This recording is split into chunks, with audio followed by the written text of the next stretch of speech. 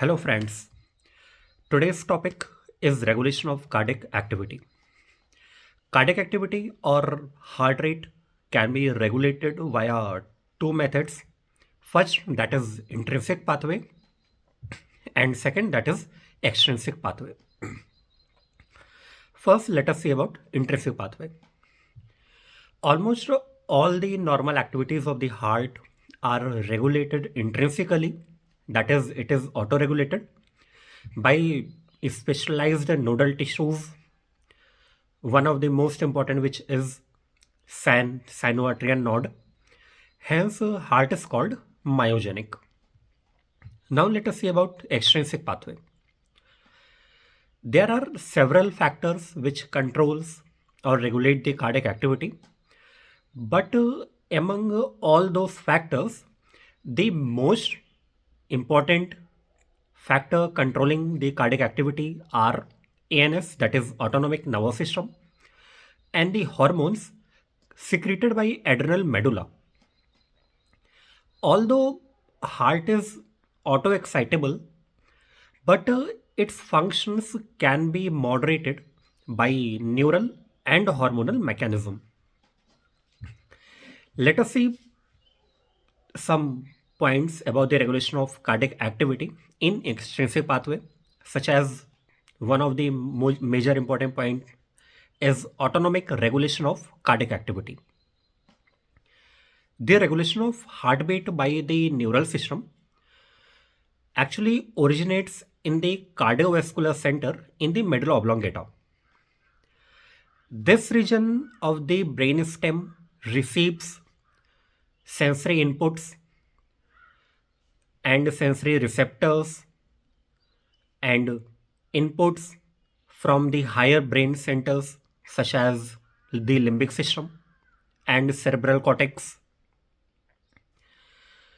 The CVC, that is cardiovascular center, generates suitable output by increasing or decreasing the nerve impulses in both sympathetic and parasympathetic branches of the autonomic nervous system. Also, there are a number of chemoreceptors and sensory receptors present in the carotid arc, which sends impulses to the medulla oblongata, thus increasing or decreasing the heartbeat. Now let us see about the innervation of heart. The cardiovascular center and the vasomotor center located in the region of medulla oblongata controls, regulates, maintains the cardiac activity. The cardiac muscle fiber or the heart is innervated by both sympathetic and parasympathetic branches of the autonomic nervous system. First, let us see about the sympathetic branch. The sympathetic branches which innervates the heart are actually excitatory in nature. That is, it accelerates the heartbeat. Hence, these sympathetic branches innervating the cardiac muscle fiber are called as cardioacceleratory nerves. The impulses in the cardioacceleratory nerves actually triggers the release of norepinephrine, that is noradrenaline. These nerves directly increases the heart rate by acting on SAN, that is sinoatrial node.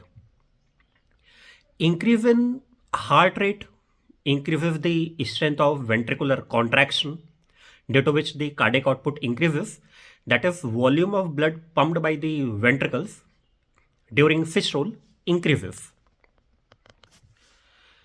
Now let us see about parasympathetic branch. Parasympathetic branches which innervates the cardiac muscle fiber or the heart rate are inhibitory in nature. Hence, they are also called as cardio-inhibitory nerves. The stimulation of cardio-inhibitory nerves which innervates the cardiac muscle fiber releases acetylcholine. Impulses through parasympathetic branches decreases the heart rate, due to which the strength of contraction, ventricular contraction decreases, due to which the cardiac output decreases, as well as there is decrease in speed of conduction of action potential.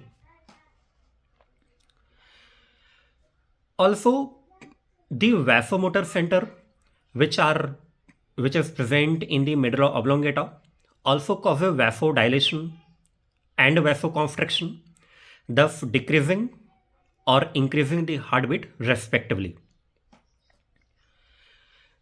Now, apart from autonomic regulation, there is also some chemical regulation of heartbeat, such as there are several hormones and cations which influences the cardiac activity. Apart from hormones and cations, there are also several conditions such as hypoxia, acidosis or alkalosis also suppresses the cardiac activity. Let us see about the hormones which affect the cardiac activity. Major two hormones released from the adrenal medulla, that is epinephrine and norepinephrine, which are also called as adrenaline and noradrenaline. They affects the contractile property of cardiac muscle fibers. Both the hormones increases the heart rate, increases the strength of contraction, due to which the cardiac output increases. Apart from adrenaline and noradrenaline, one more hormone, that is thyroxine, also affects the cardiac activity. That is, thyroxine also increases the heart rate, thus increasing the cardiac output. Now let us see about some cations which affects the cardiac activity. Then there are major three cations, that is K+, calcium Ca+2 and sodium Na+. The relative concentration of K+, Na+, and Ca+2 affects the cardiac activity. They also affects the heart rate, such as if there is high level of K+ and Na+ in blood, then high concentration of K+ and Na+ decreases the heart rate. Increased Na+ level blocks the calcium inflow into the cardiac muscle fibers, due to which the force of contraction decreases. K+, excess level of K+ also blocks the generation of action potential by the SAN. Moderate level of calcium, moderate increase in level of calcium also affects the cardiac activity. It slightly increases the heartbeat.